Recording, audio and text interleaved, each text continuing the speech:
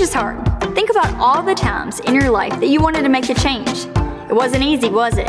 Think about the times that you wanted to shed a few pounds, wanted to start working out, or you wanted to break a bad habit. It all came with hard work.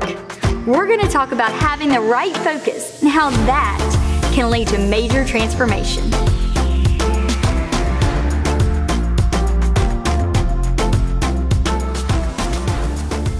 In our last few minutes together, I want us to focus on God's call on us as believers to transformation.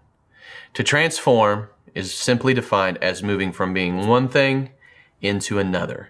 It's a process and it takes time, and this transformation process is something that all Christians are called to go through.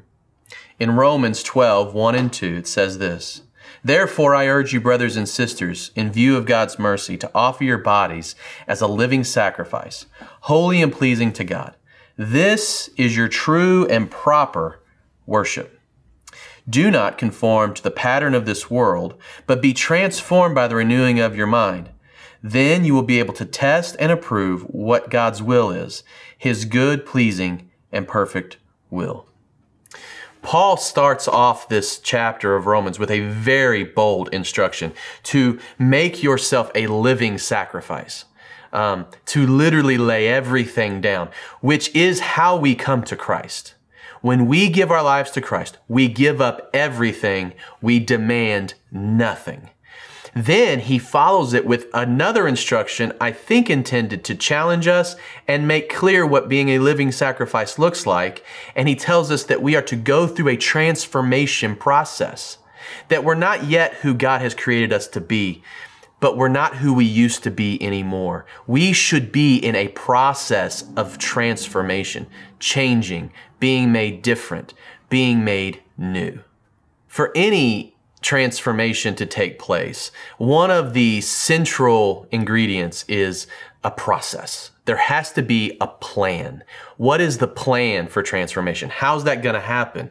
We've been called to do it. We've been urged greatly by the Apostle Paul to do it, but how do we do it? And so he says, here's the plan. He says, be transformed by the renewing of your mind.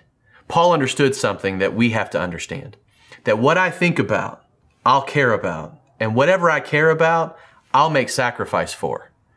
I'll give you an example. If you wanted to be famous and all you could think about was being famous, hitting the big time, winning a reality show, or becoming a sports athlete, if that's all you thought about, and you give it enough time, that's what you'll care about. And you'll care so deeply about it, you'd be willing to sacrifice everything for it. You would sacrifice your money, you would sacrifice your time, you would sacrifice relationships, you might even sacrifice your commitment to Christ, because what you think about, you care about, and what you care about, you'll make sacrifice for.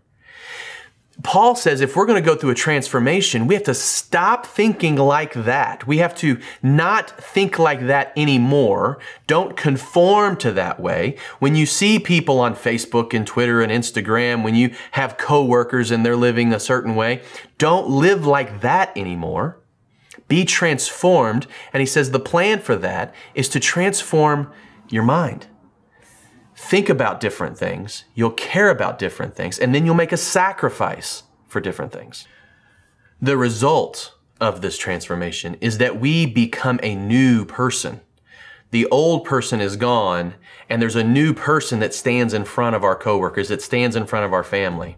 It actually says in 2 Corinthians 5:17, "Therefore, if anyone is in Christ, the new creation has come. The old has gone, the new is here." The old is gone, the new is here. Think about the point of the transformation then. Yes, we're honoring God. We're making ourselves this living sacrifice. But it's not just about us. It's about other people too. Like, you went through this process of changing and other people noticed. Like, the greatest evidence that Jesus is who he says he is and that Jesus can do what he says he can do is for you and I to allow him to transform us. I used to be a jerk, but now I'm gracious. I used to be greedy, but now I'm generous. And the people around us, our kids, our coworkers, our family members, our neighbors, they see that. and they learn about who God is and that they too can trust Jesus. Matthew 5:14 says this, "You are the light of the world, like a city on a hilltop that cannot be hidden."